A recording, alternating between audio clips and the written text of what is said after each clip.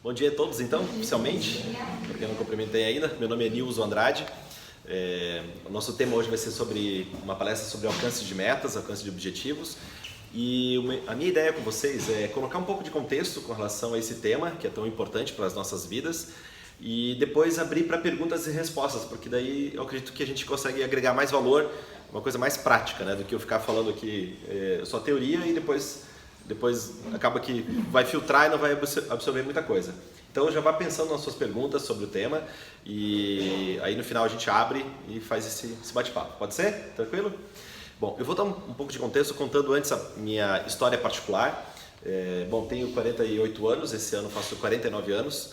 Eu sei que não parece, né? Quando eu cheguei na secretaria me senti muito elogiado, que a moça ali que me atendeu, que eu não sei, acho que ela não está aqui.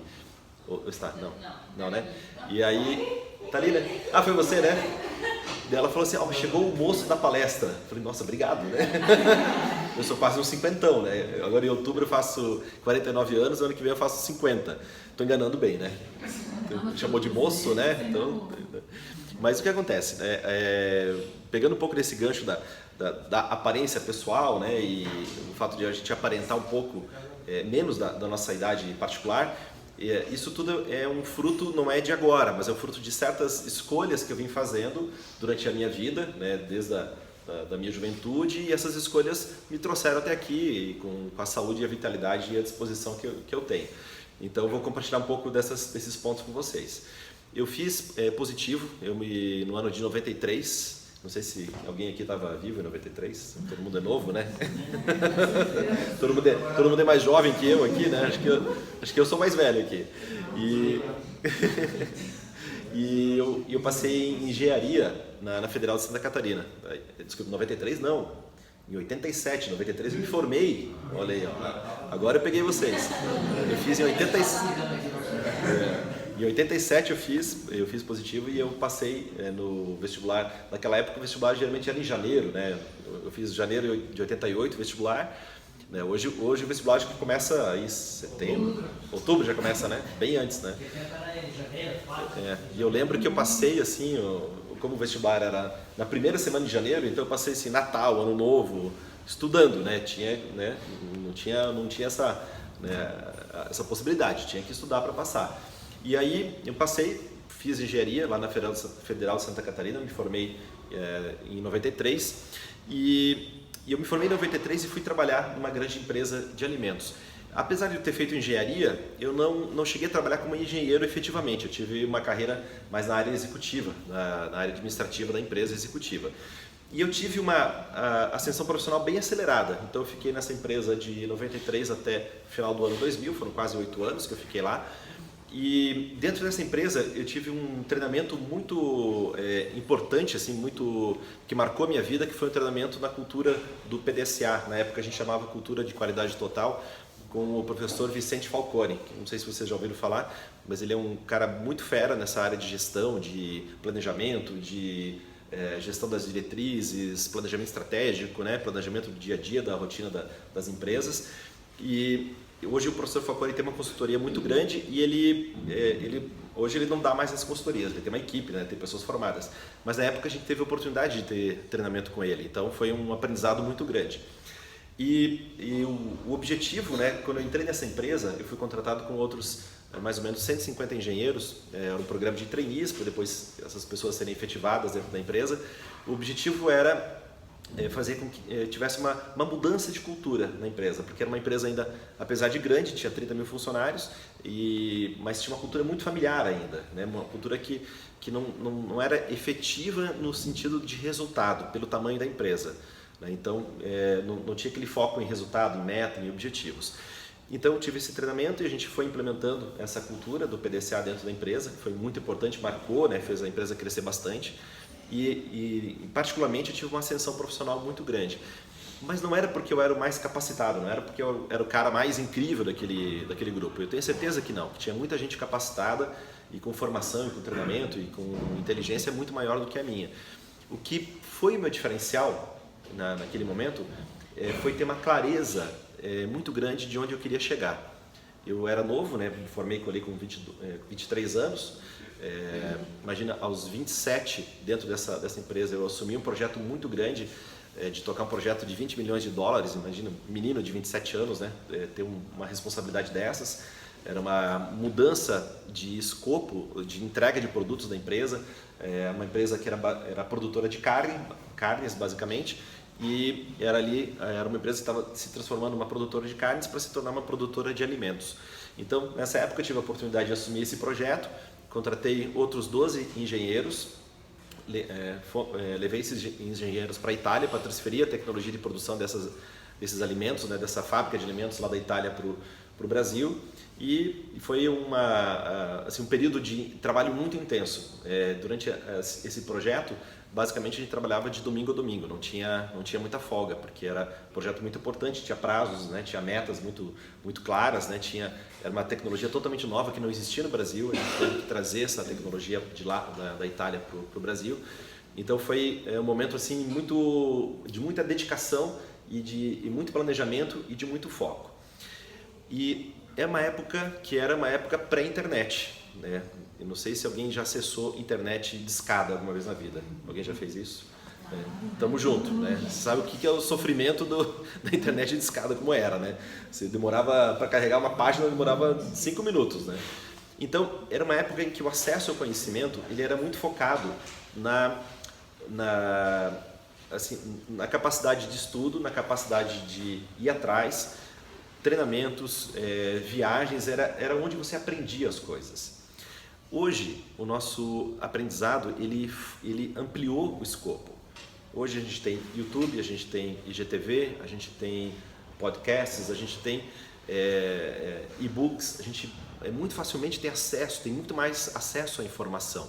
A informação está muito mais distribuída, está muito mais democrática do que simplesmente ter um livro físico ou ter um curso físico. O universo se ampliou, o universo educativo de aprendizado ele está muito mais amplo. E é um desafio, né, para vocês que trabalham na área de educação, esse novo momento. Né? Eu também trabalho na área de educação, eu tenho uma escola, então a gente uma escola de treinamento de adultos, né, que visa gerar mais clareza de tomada de decisão para os adultos, né, para que vocês tenham mais determinação, mais clareza, mais foco, mais qualidade de vida. Então é um desafio, né? Porque hoje essas informações elas estão dissipadas na internet. Elas são, se você for no YouTube, você fizer uma pergunta lá, como fazer tal coisa, você vai achar alguém que está ensinando aquele assunto de uma maneira bem efetiva. E fazendo um parênteses, tem mais ou menos uns 8, 9 anos, talvez 8 anos, o meu pai o meu pai tem 75 anos hoje, né? Então ele tinha quase 70 anos, 67, 68. E ele comprou o primeiro notebook dele, né, quando ele tinha essa idade. E aí ele fez algum comando lá, alguma coisa, e a tela, ao invés de ficar assim na horizontal, ela ficou na vertical. Eu não entendi efetivamente o que aconteceu, mas bom, ficou daquele jeito.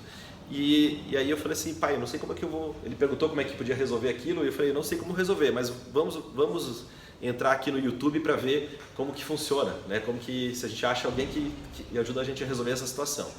Eu peguei o modelo do notebook e falei, como mudar a posição da tela do notebook tal. E aí ele ficou olhando eu fazia aquilo, né? Entrei no YouTube, fiz aquilo.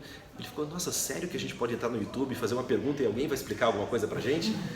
E daí eu falei, isso é uma fonte de aprendizado hoje em dia, né?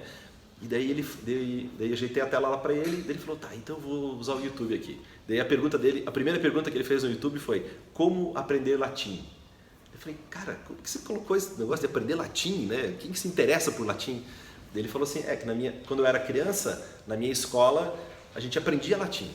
Né? Então era um tempo muito atrás, então o latim era presente, né, nas escolas. Né?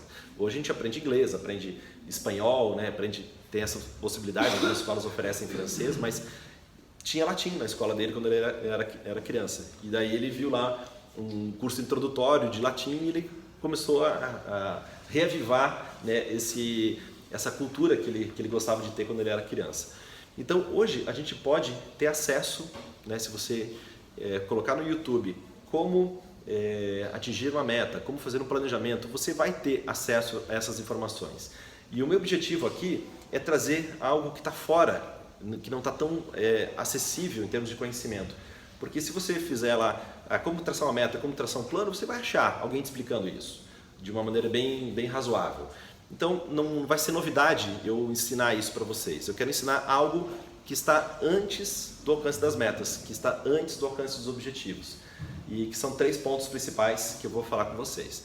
Se você digitar no YouTube um vídeo como fazer seu planejamento de vida, você vai achar meu vídeo. É um vídeo que eu ensino, um vídeo de 18 minutos, que eu ensino como fazer um planejamento de vida, como você pode organizar a sua vida para alcançar suas metas, como você pode então ter lá um detalhamento mais específico. Depois você pode dar no YouTube, procurar no YouTube e achar esse vídeo lá.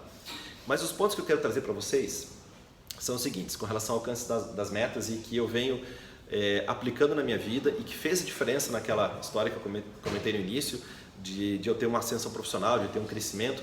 E são 3 coisas muito importantes, que é clareza de ideais, que é autoestima e que é a autoimagem. Esses 3 itens, eles vêm antes de qualquer planejamento, antes de qualquer meta.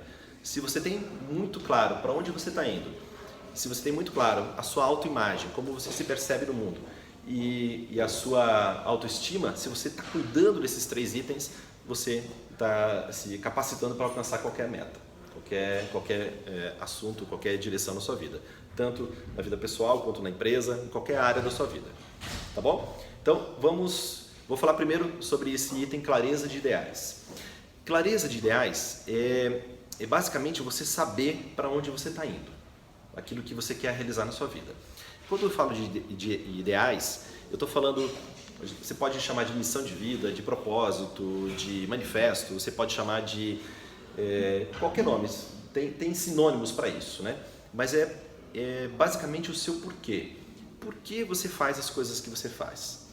Quando você tem uma clareza do porquê você faz as coisas que você faz, você diminui drasticamente a procrastinação, você diminui drasticamente a sua falta de foco, você fica muito mais focado, você naturalmente aumenta a sua energia, porque você está fazendo algo que você quer fazer na sua vida, né? Você tem um porquê muito claro, seja dar educação para os seus filhos, seja aprender mais, seja qualquer que for o seu porquê. Quando você tem muito claro isso, fica muito mais fácil você ir atrás dos seus objetivos e das suas metas.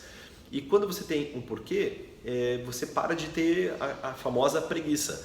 Existem 2 possibilidades para uma meta não ser atingida. Uma meta não é atingida quando a gente faz um plano que não é bom, ou quando a gente não executa aquele plano. Então, digamos que a gente traça uma meta aqui em conjunto, traça um objetivo, vamos fazer tal coisa, vamos fazer tal situação, e a gente planeja ali 3 ou 4 ou 5 ações para alcançar aquele objetivo.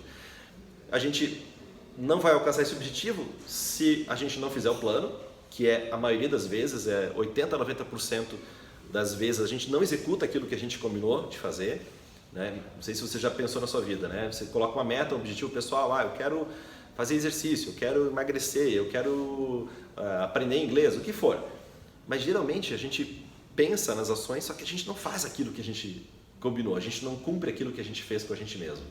E esse é um grande desafio.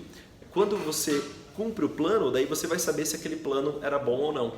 E a maioria das vezes as pessoas não executam o plano e pensam assim, eu não fiz o plano porque eu achei que o plano não era bom. Mas só que você só vai saber se o plano é bom se você fez o plano. Então se você cumpriu 100%, fez as coisas que você tinha que fazer, aí você vai saber se o plano era bom ou não. Faz sentido isso? Então esse é o ponto principal. Clareza de ideais envolve o seu porquê, por que você faz o que você faz. E a tarefa de casa que eu sugiro para você é você começar a pensar no seu porquê, se você ainda não tem bem claro o seu porquê, pensar sobre isso, né? O meu porquê, o que me move é gerar clareza para a cabeça das pessoas. Então, quando eu estou dando essa palestra aqui para você, eu quero te ajudar a ter clareza, né, com relação ao alcance dos objetivos. Quando eu gravo um podcast, quando eu gravo um vídeo no YouTube, quando eu publico alguma coisa, um texto, né, lá no LinkedIn, qualquer área que eu publique os meus conteúdos, quando eu dou um treinamento, quando eu dou uma aula com as pessoas que fazem consultoria comigo, quando eu treino essas pessoas, o objetivo é gerar clareza, fazer com que a mente funcione melhor para que tenha mais clareza e assim consiga alcançar os seus objetivos. Então, tarefa de casa, pensar no seu porquê. Por que você faz o que você faz? Por que você acorda todos os dias e por que você faz aquilo que você deseja, aquilo que você está fazendo no seu dia a dia? Dentro da parte de clareza de ideais, é importante entender quais são os seus valores. Quais são os seus valores pessoais? Quando você tem uma clareza de valores, você começa a viver uma vida mais prazerosa, você começa a viver uma vida mais que te dá mais satisfação de ir atrás daquilo que você deseja. Quando eu falo de valores, não é para você fazer uma lista de valores assim, uma lista bonita, que é só uma lista bonita. Não, eu estou falando uma coisa que é muito prática. Geralmente, quando a gente fala de valores pessoais, as pessoas começam a colocar lá, eu gosto de sentir amor, eu gosto de sentir a família, eu gosto de sentir amizade, e está tudo bem em colocar isso. Mas só que não é uma lista bonita apenas.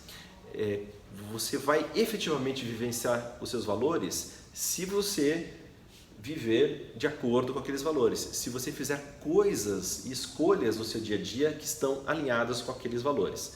Então, um valor meu é altruísmo, que é um valor bonito, né? Colocar altruísmo lá como valores, que coisa bonita, que coisa legal. Mas de nada adianta eu colocar lá altruísmo se eu não fizer coisas que eu posso vivenciar o altruísmo.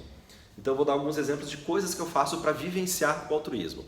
Por exemplo, essa palestra aqui é a minha forma de vivenciar o altruísmo no dia de hoje. Então eu estou vindo aqui conversar com vocês, então eu estou compartilhando conhecimento. Quando a gente ensina, quando a gente fala, quando a gente compartilha as coisas que a gente acredita, eu sinto que eu vivencio o altruísmo. Outra forma, eu estou ajudando junto com um grupo de amigos uma comunidade carente com relação à alimentação. Então a gente está contratando lá, tem contratado uma cozinheira e 2 ou 3 dias por semana ela prepara lá uma refeição para aquela comunidade carente. Então o fato de eu ajudar uma pequena parte, minha ajuda é muito pequena, né? Não vou resolver o problema do mundo com isso, mas uma pequena ajuda naquela comunidade junto com esse grupo de amigos faz eu sentir o altruísmo, faz eu sentir que eu estou vivenciando. Outra forma, quando eu gravo um conteúdo que eu compartilho lá no meu canal do YouTube, é altruísmo, porque eu não estou ganhando nada com aquilo, não tem retorno financeiro, mas eu estou compartilhando as minhas ideias e procurando gerar clareza. Entenderam como é que funciona? Então você tem lá o seu valor, mas quais são as coisas, eu chamo de acionadores, quais são os acionadores, as coisas que você vai fazer que vai acionar aquele sentimento. Faz sentido isso? Então, por exemplo, se o seu valor for amor, o que você pode fazer no seu dia a dia para sentir o amor? Se for família, o que você vai fazer para você sentir o valor família?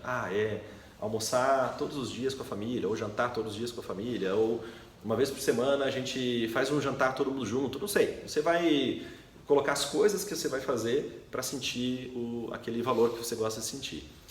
Isso é muito importante e é totalmente, muitas vezes negligenciado. A gente vive as coisas, a gente vai reagindo às coisas que acontecem. A gente não atua para construir a vida que a gente quer. A gente vai vivenciando, os problemas vão acontecendo, a gente vai resolvendo. E tá tudo certo se for assim. Só que se você deixar que a vida seja 100% dessa maneira, você não vai construir aquilo que você deseja. Você não vai, eu quero que minha vida seja assim, mas só que você tem que agir, tem que ter a responsabilidade de agir para construir essa vida que você deseja. Tranquilo? Então, dentro do tópico clareza de ideais, eu falei de escrever o seu porquê, começar a pensar nisso, se você não pensou nisso, por que você faz suas coisas, por que você faz o que você faz, e estabelecer quais são os seus valores. Os seus valores também podem ser chamados de seus princípios, né? Seus princípios de vida, as coisas que você não abre mão, as coisas que você quer vivenciar. E o mais importante, nós vivemos em comunidade, nós somos pessoas que vivem em grupo, né? Nós somos gregários, nós somos agregadores, nós temos pessoas à nossa volta.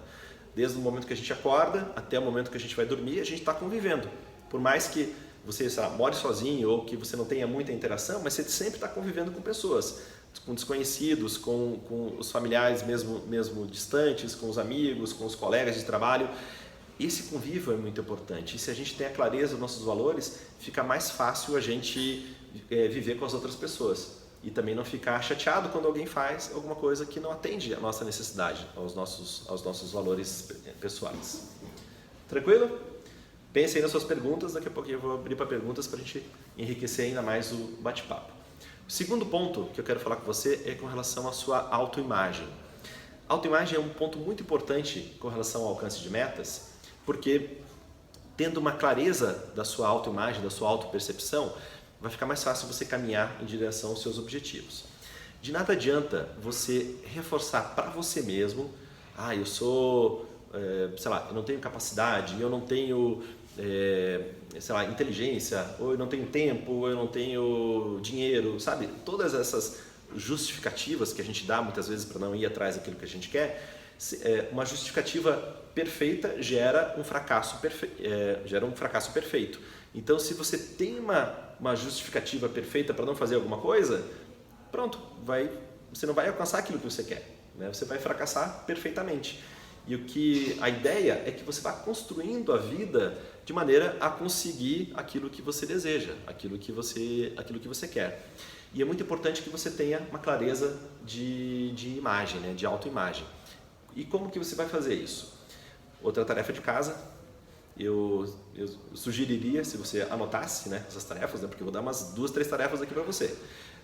A próxima tarefa de casa é você escrever como você quer ser percebido, como você quer que as pessoas te vejam, como você quer que as pessoas vejam você. E é um parágrafo, um texto, sei lá, tem gente que gosta de escrever mais, tem gente que gosta de escrever menos, tem gente que escreve bastante, tem gente que escreve pouco, mas você vai escrever como que você quer ser percebido pelas pessoas. Quer ser percebido como uma pessoa sorridente, descontraída, leve, amorosa, que tem amizades, não sei, você vai escrever as suas qualidades, as coisas que você quer perceber. E aí, tendo esse texto escrito, você vai todo dia ler esse texto. Todo dia você vai ler aquilo que você quer que as pessoas percebam em você. Quando a gente faz isso, quando a gente começa a programar o nosso cérebro, quando a gente começa a programar a nossa mente para alcançar, para construir aquilo que a gente quer, naturalmente a gente vai se tornando aquilo, né? Você já deve ter ouvido falar sobre aquilo que a gente constrói aqui dentro da cabeça é o que acontece do lado externo. Já ouviu falar sobre isso? Então isso é um fato. Nós temos aqui um computador, nós temos aqui um equipamento incrível, que é o nosso cérebro, e tudo que está acontecendo aqui dentro é o que acontece fora. Não acontece muitas vezes de você falar, nossa, eu sabia que tal coisa ia acontecer, digamos uma coisa ruim, né? Eu sabia que tal coisa ia acontecer. Aconteceu por quê? Porque primeiro estava aqui, né? Você programou, você gerou esse pensamento, gerou esse arquétipo e aquilo foi depois para o plano físico. Não aconteceu isso já na sua vida? Né? Você, nossa, tal coisa, pum, vai lá e acontece. Se acontece para o lado negativo, pode acontecer para o lado positivo também. Então, eu quero que aconteça tal coisa, eu quero que melhorar nesse sentido, eu quero que as pessoas me percebam dessa maneira, eu quero resolver esse problema, eu quero construir tal coisa. Se você começa a programar esse computador, a colocar aqui o software daquilo que você quer ver realizado para o seu futuro, naturalmente aquilo vai acontecer. Só que tem que ter paciência, não é uma coisa que vai acontecer, então hoje eu escrevi, hoje eu li aquilo que eu quero e pronto, amanhã vai acontecer. Não é assim, né? Não é assim. Eu sempre sugiro para aqueles que são mais impacientes e aqueles que não têm muita paciência, fazer iogurte em casa ou fazer pão em casa. Não sei se alguém já fez iogurte em casa. Já fez? Ou pão? Você colocou lá o iogurte, vai ficar pronto em 5 minutos? Não vai demorar. Vai demorar ali, não, tem um tempo, dependendo da temperatura do ambiente, a temperatura ali do leite e tudo mais. Vai demorar um tempo, você tem que esperar para ficar pronto. Quem faz pão em casa também, que faz fermentação, também não é na hora. Você tem que preparar, tem que deixar fermentando.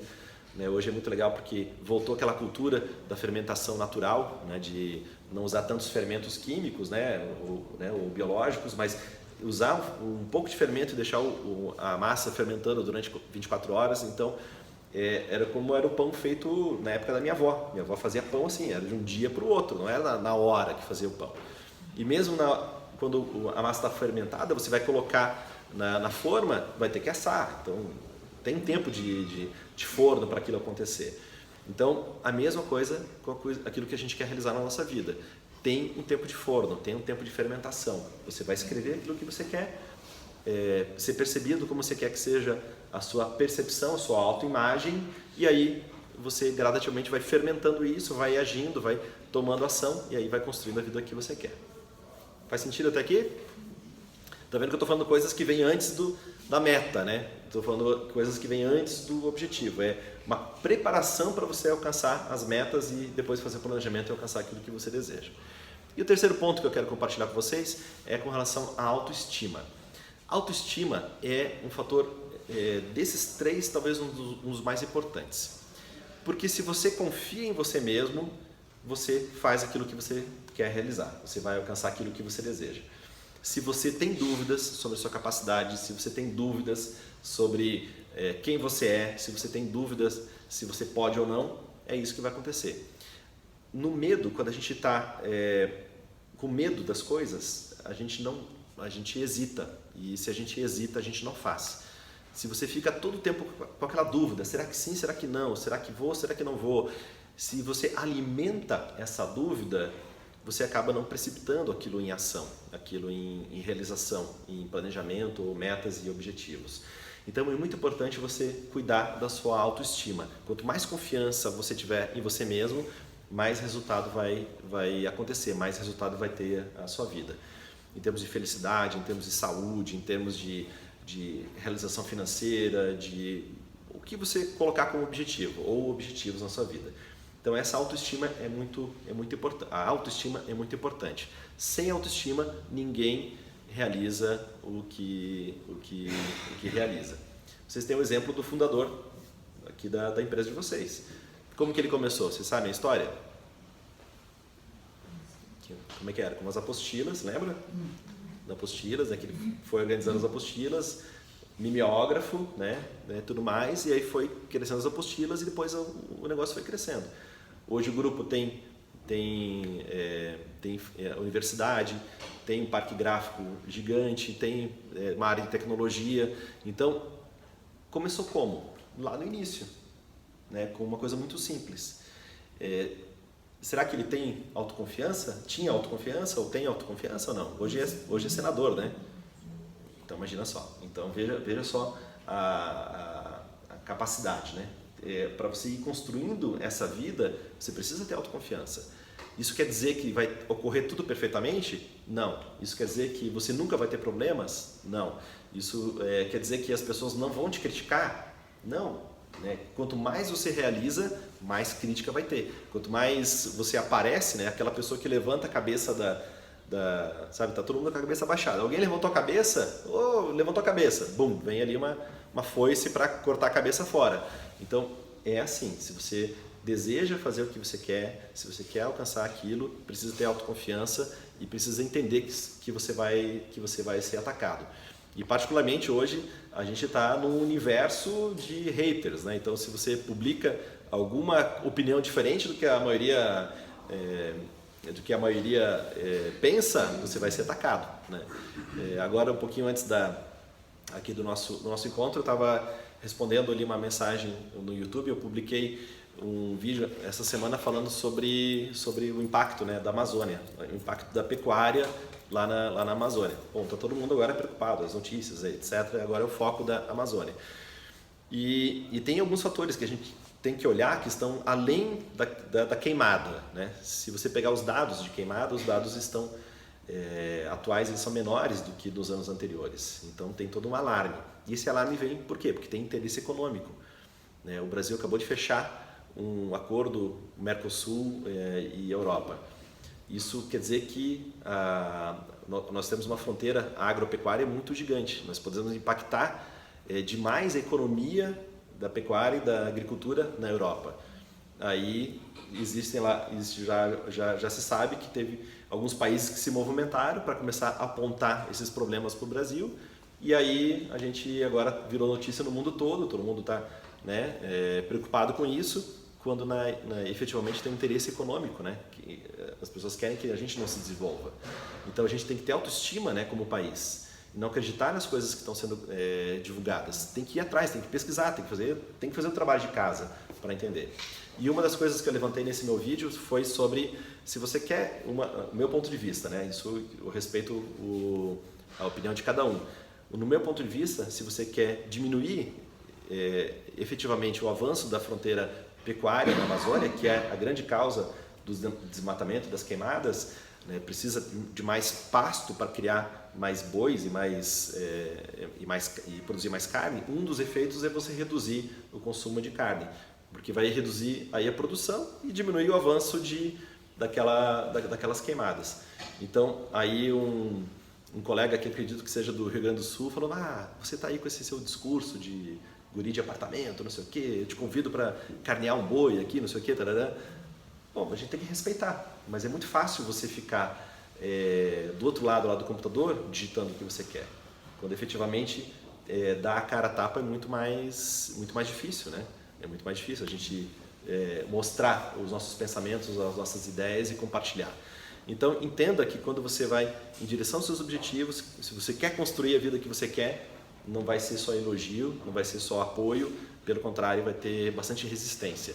Em um avião, para voar, ele precisa de resistência, precisa de ar contrário para poder alçar voo. Se não tem ar, se não tem resistência, o avião não voa. Então é com a resistência, é com as pessoas que estão indo contra a gente, as opiniões contrárias, é isso que nos faz crescer. Sempre com atenção às boas relações humanas, né? Sempre não é para brigar, mas é para você entender que se a pessoa está colocando um ponto de vista contrário ao seu, você tem uma oportunidade de crescimento e você pode ali aprender e se tornar ainda melhor. Beleza, galera? Bom, vamos... Aí acho que eu coloquei bastante... dei um contexto para a gente conversar um pouquinho mais. Eu quero, então, agora perguntas e respostas para poder enriquecer, para ficar uma coisa bem prática para aplicação na sua vida. Um de cada vez, né? Não precisa ser todo mundo ficar tão empolgado assim, né?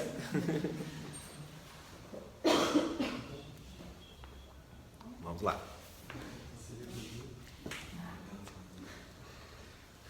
Tá todo mundo tímido, ninguém vai perguntar nada.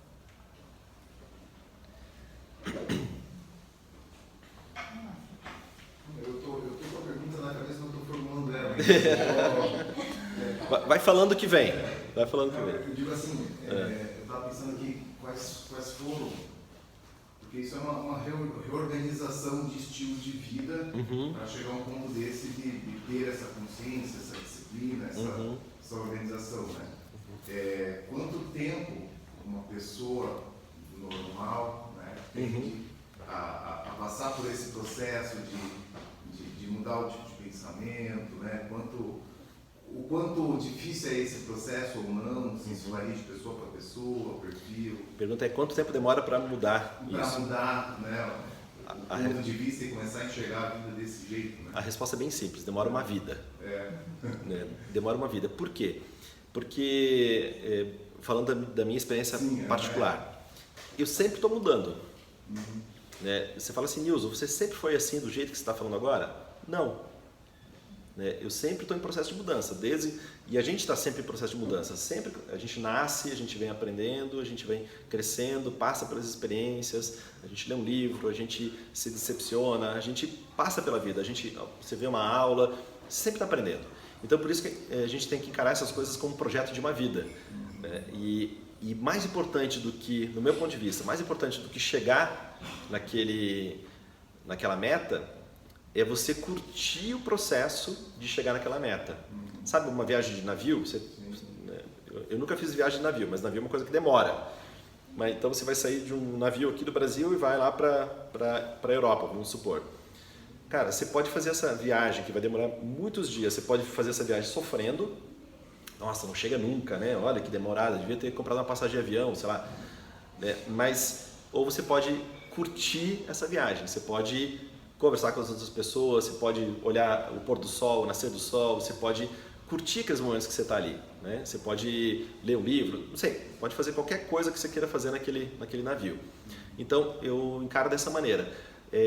Curtir a viagem, curtir a jornada, se permitir aprender, né? Ter confiança, ter autoestima, ter uma clareza de onde você quer chegar, e aí se você vai curtindo essa viagem, fica mais fácil. Entender que a vida demora muitas vezes para a gente aprender, né? Tem coisas que hoje eu estou com 48 anos e agora em outubro eu faço 49. Falei, cara, como é que eu não aprendi isso antes? Fiquei dando cabeçada com esse negócio, por que eu não aprendi antes? Devia ter aprendido isso antes, eu ia ser muito mais feliz se eu tivesse aprendido antes. Mas pronto, era o momento de aprender, não era há 5 anos atrás, ou 10, ou 20, era agora que eu aprendi, né? Então precisa ter um tempo. A minha meta audaciosa que eu tenho é uma meta de causar um impacto de clareza mental, de clareza para as pessoas. Eu quero impactar 1 bilhão de pessoas no mundo. Cara, você fala assim, Nilson, você é doido de pensar em impactar a clareza mental de 1 bilhão. Como é que você vai fazer isso? E eu não sei, eu não tenho plano dia a dia do que eu vou fazer mês a mês. Né? Hoje eu estou falando aqui para vocês, então eu estou causando impacto na cabeça de vocês. Pode gerar coisa positiva ou não, mas a minha meta é essa. Eu não vou ficar frustrado se eu não alcançar, mas eu estou curtindo cada momento de fazer isso. Então eu estou aqui palestrando para vocês, estou curtindo o momento de dar essa palestra. Né? Então fala, Nilson, mas você está falando aqui para poucas pessoas. Bom, é o que eu hoje alcanço. Mas quem sabe daqui a 1 ano, daqui a 5, daqui a 10 eu não alcance um número maior de pessoas. É curtir a jornada. Não vou ficar decepcionado se eu não alcançar. Mas eu tenho essa meta audaciosa, esse objetivo. E a cada dia tomando uma ação. Todo dia agindo. Pronto, um dia, quem sabe, a gente chega perto lá. Né? É como se fosse um sonho, né? É uma meta, um sonho. Se você limitar ele, você fica limitado. O sonho não tem tamanho, é sonho, né? Ou meta, depende de como você chamar. Né? Você pode sonhar. Você pode sonhar muito alto, porque exatamente. O sonho é seu.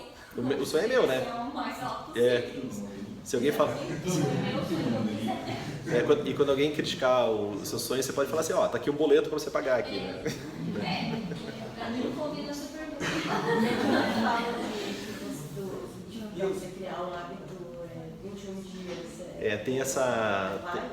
Tem esse fato de você criar um hábito, demora 21 dias. Na prática, eu sinto que demora mais.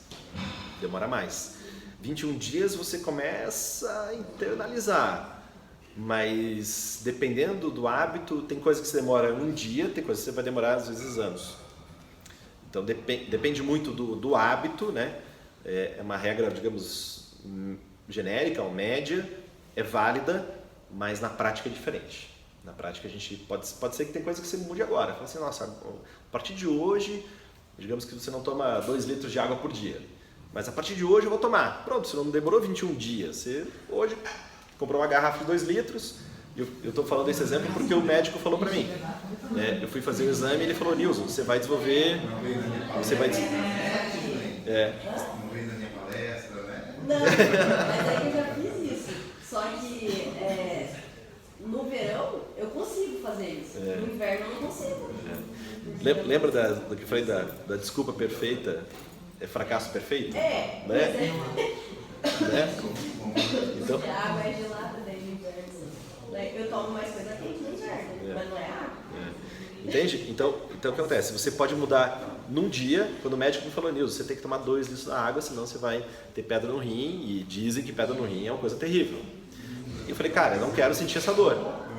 Pronto, comprei uma garrafa de 2 litros, e aí enchia, ele falou assim, enche a garrafa de manhã, à noite tem que estar vazia essa garrafa. No início eu tinha que empurrar, né, aquele negócio, né, parecia que ia me afogar. Mas hoje é hábito, hoje eu nem penso. Hoje se eu não tomo 2 litros eu até me sinto mal. Bacana?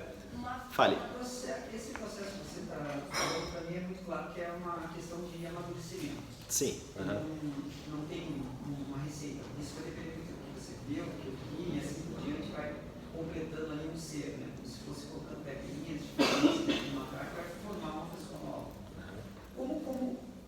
Como fazer, como criar, adiantar esse processo de amadurecimento dentro, por exemplo, dos jovens, ou até mesmo da gente, por exemplo, como você, que já tem um pouco mais de idade, viveu um processo de crescimento, tanto tecnológico, de uma forma bem gradativa, né? A gente viveu dessa forma, né? Tipo, passo cada vez a gente foi vendo a tecnologia crescendo aos poucos. Hoje não, hoje a tecnologia ela cresce de uma forma exponencial. Não há mais aquela linha constante, ela é quase na vertical. E como que a gente pode adiantar esse processo de amadurecimento, por exemplo, nos jovens, ou até mesmo adiantar para a gente, num processo, por exemplo, eu vou levar tanto tempo para amadurecer mais um pouco essa ideia, como seria isso? A exposição. Quanto mais você se expor àquilo que você quer aprender ou quer desenvolver, mais acelerado vai ser o seu aprendizado, o seu amadurecimento ou sua maturidade. Então, por exemplo, digamos que você tenha, um exemplo hipotético, né? Você tem medo de falar em público, que é um medo legítimo e muita gente tem. Poucos, por isso que os professores que vêm aqui na frente, eles são muito valorizados, porque, cara, é difícil estar aqui na frente, imagina com a sala aqui cheia, né? Então, mas se você tem medo de falar em público e faz parte do seu sonho falar em público, você tem que começar a se expor àquilo. Começa falando ali para as pessoas que você conhece, daqui a pouco você vai aumentando, até que você, daqui a pouco, está falando para um grande público. Então, a exposição acelera. O nosso aprendizado, ele tá depois do medo. Aquilo que a gente quer aprender está depois do medo. O tesouro está depois do medo. Então, você tem que ver na sua vida aquilo que você tem medo e enfrentar aquele medo. Ali que vai estar o tesouro. Vocês viram um vídeo do Will Smith falando sobre o salto de paraquedas que ele fez? Não sei se vocês já viram esse vídeo. Cara, vai lá no YouTube e veja, né, Will Smith e salto de paraquedas. Cara, é bem aquilo. Ele contou, né, que ele estava lá com os amigos e aí bebendo, não sei o quê, no sábado à noite, se não me engano. Todo mundo lá empolgado, feliz, alegre. Vamos saltar de paraquedas amanhã? Vamos! Sabe aquelas coisas quando você está bêbado? Aí você fala assim e aí todo mundo vai. E aí combinaram o salto de paraquedas. Aí todo mundo bêbado, beleza, amanhã, sei lá, tal horário a gente vai se encontrar. Chegou no horário, né, daí ele falou assim, né, ele acordou, né, ele tava ação, né, falou, o que eu fui fazer, cara? Nossa, que cagaço, né, fazer esse salto de paraquedas. Foi, né, ele falou, dei minha palavra, vou. Aí teve uns que desistiram, não sei o que, não, mas eu dei minha palavra, eu vou. Aí ele conta toda lá a história dele se equipando, ele entrando no avião, subindo, né, indo lá para até que abre a porta, né, aquela altura. Ele falou, cara, tô aqui, eu tenho que ir. Ele falou que ele estava com medo aterrador, ele estava com medo terrível, né, de fazer isso. Até que ele saltou, né, junto com o instrutor, né, um salto duplo. E ele saltou e ele falou que, cara, foi a melhor experiência da vida dele. Mas até ele ter feito isso, ele estava com um medo incrível sobre a situação. Ele estava com medo terrível sobre o fato. Então, ele cita esse exemplo, cara, eu estava com medo de algo que eu não vivenciei. No momento que eu vivenciei, eu gostei. E foi uma das experiências mais incríveis que eu fiz da minha vida. E isso, salto de paraquedas é apenas algum exemplo. Mas até quando você enfrenta o medo, quando você chega naquela fronteira e você vai além do medo, é ali que está o tesouro, ali que está algo que você pode aprender. Então, se expor ao medo, exposição, enfrentar, e isso vai dar satisfação, né? Falou, puxa, eu tinha medo, mas eu fui lá, venci. Isso dá autoconfiança, que tem a ver com a autoestima que eu falei antes, e isso vai dar uma situação uma sensação de vivência e de experiência muito grande. A gente teve uma palestra com o Mafra na quarta-feira. O Mafra é gerente de marketing, formado em biologia também. Ele fez uma palestra de hábitos saudáveis pra gente. Casou muito bem com a turma hoje. Ah, que legal. Combinamos, né? Foi pro outro lado, né? Mas parte mais teórica da formação do hábito. Ah, do hábito, boa. Você já veio com uma meta que casa bem. Casa legal, bem, assim, que legal. E daí você combinou, né? A gente foi tudo. Isso aqui foi tudo assim combinado, né? Foi uma sequência. Não se conhece assim mesmo. O que mais, galera? O que eu posso contribuir com vocês? Foi bem. Sobre metas financeiras. Boa. Você joga, vamos supor que eu já vi muita gente falando sobre jogar no Excel todos os seus gastos, controlar isso. Qual seria a melhor opção para você ter uma meta financeira no final do ano, só que durante o ano você tem que controlar ele? Com certeza. Os seus gastos, como que você faz o controle? Com certeza. Aquilo que não é medido não é gerenciado. Então você tem uma meta financeira que é poupar tanto, né, ou quer fazer algum projeto, você tem que medir, né, se você está indo naquela direção. Então, gerenciar os gastos, né, anotar os gastos é importante. ter uma meta de poupança, né, de acúmulo é importante. Eu gosto bastante do conceito de você se pagar primeiro, né, que é, então você tem tanto de remuneração por mês, você recebeu, aí você pega um tanto e se paga. O que é o se pagar? Coloca lá na sua poupança, no seu investimento. Aí depois você vai pagar as suas contas, luz, etc., as contas, os boletos que você tem que pagar durante o mês. Mas essa sensação de você primeiro se pagar é importante, porque é como se você estivesse pagando pelo seu esforço. E aí, para entender um pouco mais sobre essa questão de lidar com dinheiro, tem um cara que eu gosto de acompanhar, que é o Thiago Nigro, não sei se vocês conhecem. É o Primo Rico. Então ele compartilha bastante, né, as ideias, daí o que ele faz de investimento, então educação financeira. Então ele tem bastante conhecimento que você pode tirar dali, né, e aplicar na sua vida. Mas para mim o que funciona bastante é esse negócio de se pagar primeiro. Então recebi o que eu tinha para receber naquele mês. Bom, eu separo o que eu preciso separar para gerar a renda que eu quero gerar no futuro, né? Seja aposentadoria, seja o projeto, o que for.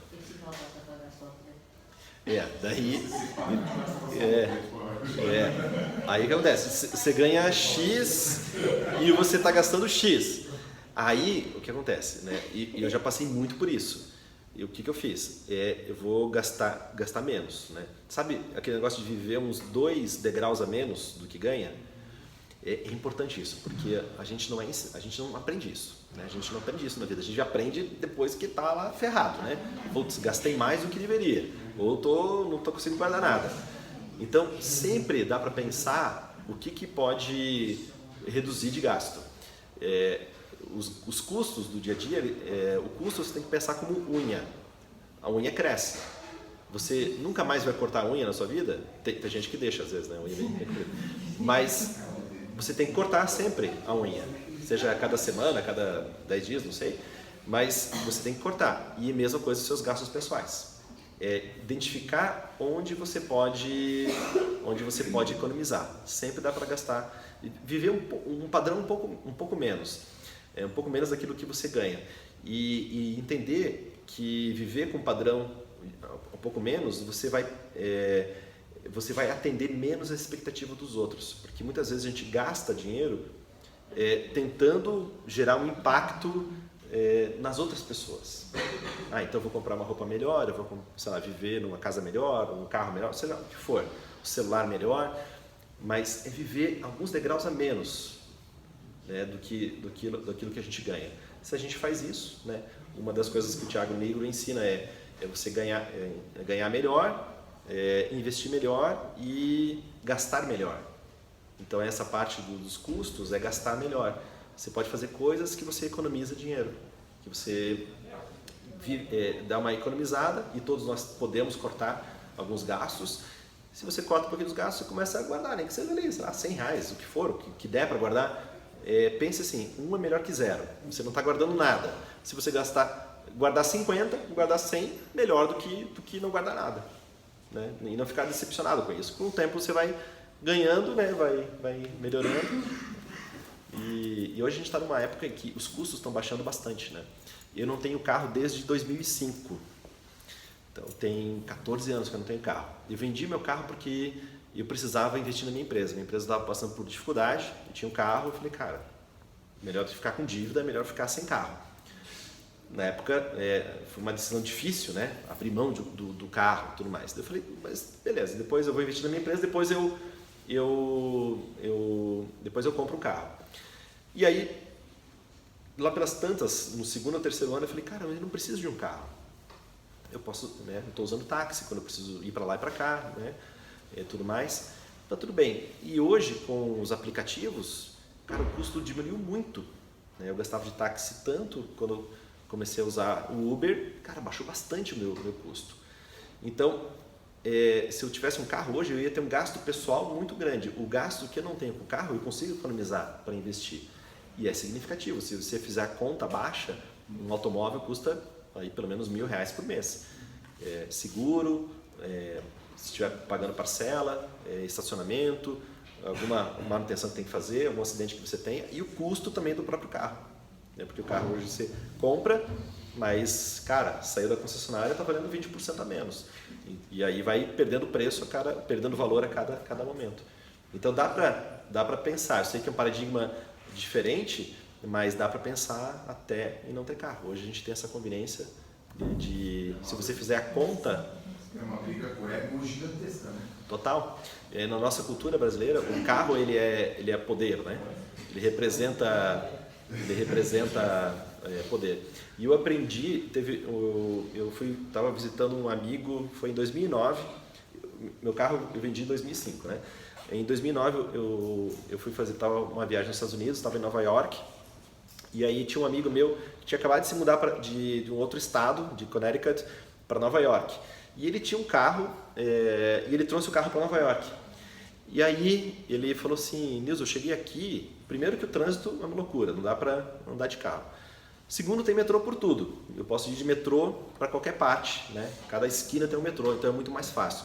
Para vocês terem uma ideia, Nova York tem 400 km de metrô e São Paulo tem 70 km. E São Paulo é maior que Nova York. Então só para você ver como tem metrô lá, você faz tudo em metrô.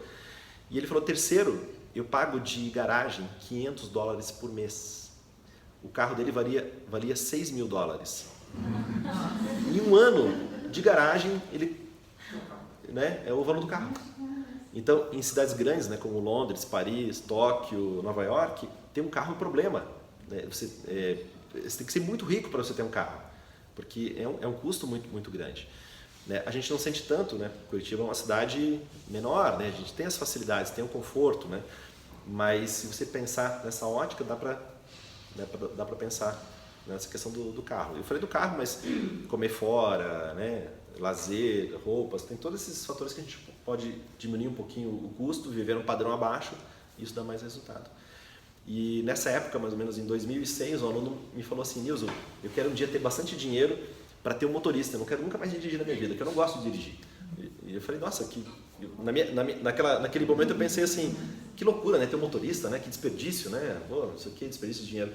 E hoje a gente tem um motorista, né, você chama, né, no seu aplicativo você tem um motorista, tem alguém que está dirigindo por você. Um preço justo também. E num preço, né, super, super bacana, né. Então a gente está que você falou, né, tecnologia, né, em São Paulo abriu, tem um app, que acho que não chegou em Curitiba ainda, que chama-se Singu, ou Singu, não sei, que é um app de manicures e de beleza pessoal. Vocês já ouviram falar? É do cara que fez o 99, ele vendeu o 99 lá para os chineses, e aí você no app, né, eu quero, né, quero fazer tal procedimento, beleza. Aí ele acha a pessoa que aquele profissional está perto de você e a pessoa pode vir no seu trabalho ou na sua casa para fazer. Hoje praticamente você acha tem aplicativos que você pode, por exemplo, quero, sei lá, professor de pimbolim. Você vai achar. Professor de pimbolim no aplicativo perto da sua casa.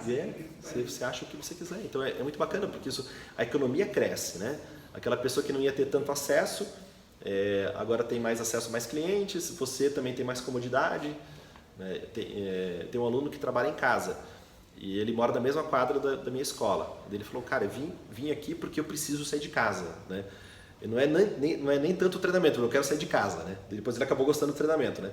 Por quê? Porque ele trabalha em casa, a empresa que ele trabalha, ele é programador, a empresa é nos Estados Unidos, então ele fica o dia todo em casa, pede comida em casa, tudo em casa. Daí ele precisa ter um momento em que ele vai fazer coisas fora de casa para poder interagir, senão o trabalho é em casa.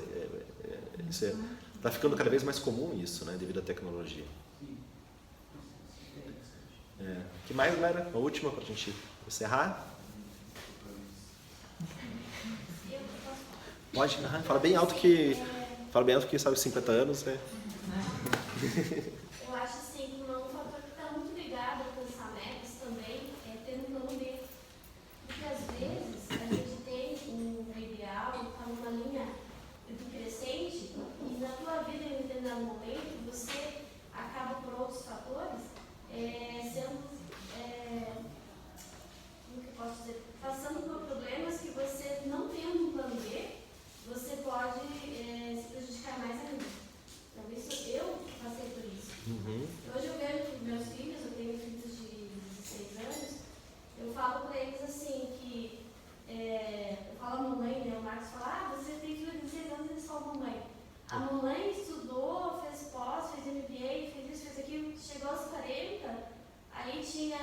eu tinha 20 anos numa empresa onde eu não tinha um currículo. E eu tive que me deparar numa situação onde eu não tinha um plano B. Entendeu? Então, nessa hora, eu tive que provar para mim mesma que realmente a gente tem que...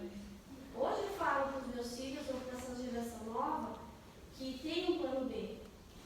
Porque às vezes as metas a gente alcança, mas a gente pode chegar num momento que você tem que vir para trás, recuar para poder começar de novo. Exatamente. Então, isso é importante, essa geração nova, é uma coisa que eu vejo que eles não têm a garra que a gente tem.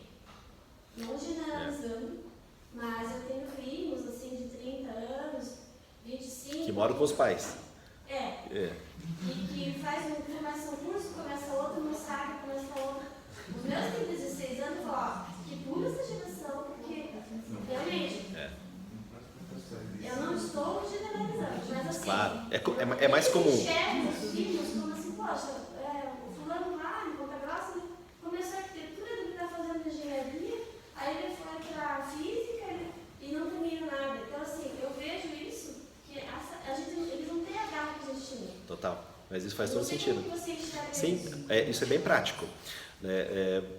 Vou falar sobre os dois pontos, né? O plano B e essa questão da garra da geração mais nova.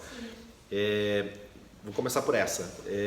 Isso é perceptível, é fato, não é uma regra, mas é um número bem grande de pessoas de menos idade que não tem tanto essa garra de ir atrás do que deseja.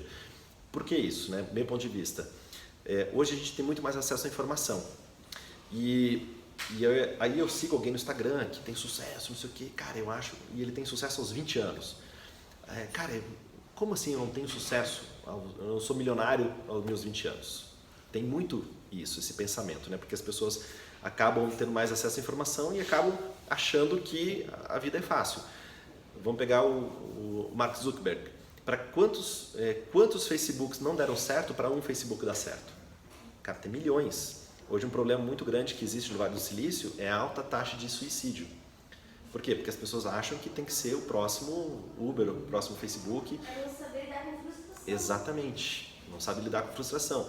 E como esse crescimento exponencial que a gente falou antes está muito mais evidente, né? Se a gente pegar há 50, 60, 70 anos atrás, para você construir uma empresa de sucesso, era muito mais difícil. Hoje está mais fácil devido à tecnologia. E isso gera o quê? Uma ansiedade. E o que eu percebo que as pessoas mais novas não querem pagar o preço do sucesso. O preço do sucesso é alto, é muito alto.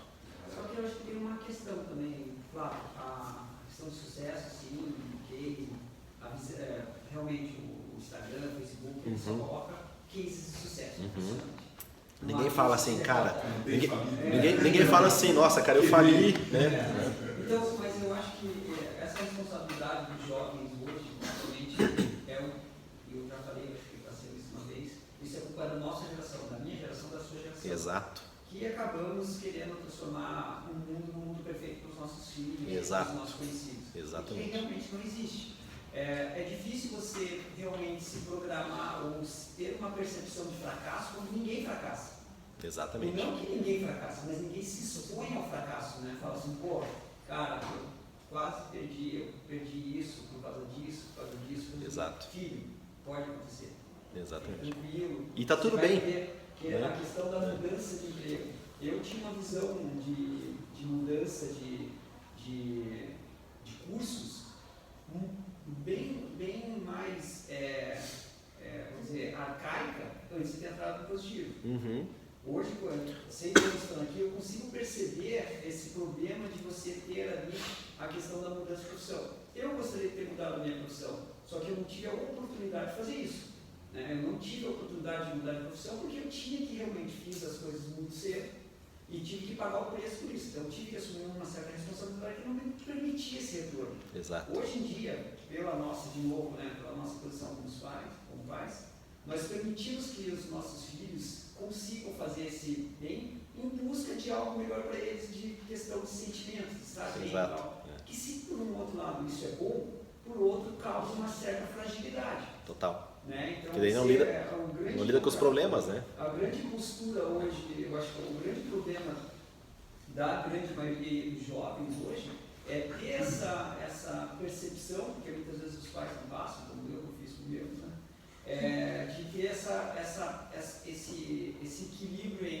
falhar e se realmente saber que isso vai acontecer na sua vida, no momento Exato. que você vai falhar.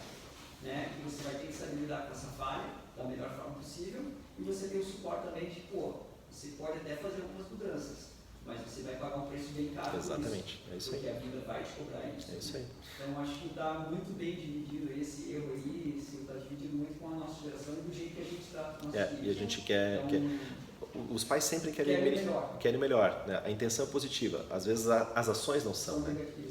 Né? Tipo, os meus pais, eles vieram de famílias muito simples. Moravam em pequenas propriedades no interior de Santa Catarina. Então minha mãe não consegue sentir cheiro de leite. Por quê? Porque toda manhã ela tinha que ir lá ordenhar a vaca. Daí ela fala que ela tinha tipo um colete. Aí ela colocava 4 litros de leite no colete dela. Na frente, um atrás, 2 nas costas. Ia para a escola, estrada de chão. E às vezes quebrava o negócio do leite. Que ela ia entregando leite, né, nas casas, né? Aí às vezes quebrava e ela ficava com aquele cheiro de leite o dia todo. Então ela não pode sentir cheiro de leite. Né? E, cara, se ela não tivesse passado por isso, ela não ia ter construído a vida junto com meu pai que eles construíram. Né? Meu pai começou no Banco Bamerindos como office boy. E antes disso ele era engraxate. E ele foi construindo a vida e ele chegou até a diretoria da empresa. Né? Então, como eles me educaram, eles falaram assim, cara, a gente vai dar educação para os nossos filhos. Eles vão fazer faculdade, eles não tiveram a oportunidade de fazer faculdade. Então, eles deram uma vida mais fácil para mim. Né? Porque a intenção é positiva. Eu tive que quebrar a cabeça, tive que fazer as coisas. Né? Mas talvez eu tivesse mais sucesso na minha vida se eu tivesse passado por aquelas dificuldades lá. Quem sabe, né? Não sei dizer. E a gente, né, também está fazendo isso com os filhos. Né? Da mesma forma. A intenção é positiva. Só que acho que essa exposição, né, a frustração que você falou é muito importante, né? Que você falou também, né? Eu vejo esses jovens, ou eles são indecisos e são frustrados, ou são uma geração super inteligente que não precisa nem estudar e Exato, que está ali montando startups que estão com a garra, assim, que é invejável de ver, às vezes, jovens dando depoimento de empresas que eles montaram do nada e que está faturando. Sucesso. Então, assim, por outro lado, a gente também tem que ver esse lado dos jovens. A gente como já velhinho, assim. Sim, a gente que passou dos 20, assim, né? Então, eu acho legal isso. Acho que você tem que aprender com eles também. Exatamente. As coisas que você não passou e que você não teve oportunidade. Exatamente, porque a galera vem crescendo, né? E o plano B é importante, né? Porque, vamos pensar assim, na época dos meus pais, mudar de profissão era quase raro. Né? Você tinha... Oi? E era feio, né? Não. Meu pai ficou no Bamerindos 25 anos, se não me engano. Depois ele foi para outro banco, mas a pessoa ficava a vida no banco, no seu emprego. Fazia carreira até, né? E tipo, na minha geração já foi diferente. Na geração de agora, pensa assim, digamos, pensando em profissões modernas. Tem curso de piloto de drone. Né? Digamos que a pessoa passou no vestibular, caso hipotético, fez medicina, cara, não quero ser médico, eu quero ser piloto de drone. O cara vai lá, faz um curso de piloto de drone. Cara, mas daqui a 5 anos, daqui a 10, vai ter inteligência artificial que vai pilotar o drone. Então você se formou em medicina, foi piloto de drone, teve sucesso, mas daqui a pouco sua profissão desaparece. E isso vai acontecer. A gente está na época mais desafiadora de mudanças profissionais que a gente está enfrentando. A gente nunca enfrentou isso. Muitas profissões estão desaparecendo, outras vão ser criadas. Se você pegar 12 mil anos, quando surgiu a Revolução Industrial, quando o homem a Revolução Agrícola, quando o homem descobriu que podia plantar e podia esperar, né, e descobriu as sementes e o poder da plantação, isso veio acontecendo, e aí eu posso usar um cavalo, fazer um arado. Então a automação sempre existiu, só que a gente está agora num crescimento exponencial de inteligência artificial, de tecnologia, etc. Então, as profissões que desapareceram antes, agora está muito, muito mais acelerado esse desaparecimento, né? É muito louco, né? Pensar na própria medicina, direito, inteligência artificial. Muito daqui uns 10 anos. Total. Eu vi uma palestra do médico bariátrico, ele contou certas coisas que ele fazia atrás, as técnicas, e como vai ser agora, ele vai poder fazer uma cirurgia de uma pessoa lá nos Estados Unidos. com robô. Sim, já Né? faz. Já acontece E, hoje. por exemplo, a né? Volvo também, porque existem drones que compram os caminhões no pátio. Não existe, as pessoas estão mudando muito. Total. Né? E as funções das empresas. Então, por isso, se existem drones, existem especialistas em drones, que não existiam antes. Então, assim, nesse sentido, o mundo é para quem é esperto, não adianta. Não, e vai mudar muito. A gente vai vivenciar muitas mudanças nos próximos anos, coisas absurdas. Hoje mesmo vi no LinkedIn a Ambev que vai montar uma fábrica de fazer latinha. Daí tinha muita gente reclamando, criticando, né? Muita gente, que legal, não sei o que, e outros criticando. Não, vai tirar um monte de emprego de um monte de gente. Porque os fornecedores vai acabar para eles. Eles vão fazer as próprias vagas, então não vai. A gente tem muito desafio aí, né? Beleza, galera? Podemos concluir nosso assunto? Acho que já passamos 10 minutos. Caramba. Ei, caramba. Valeu, galera.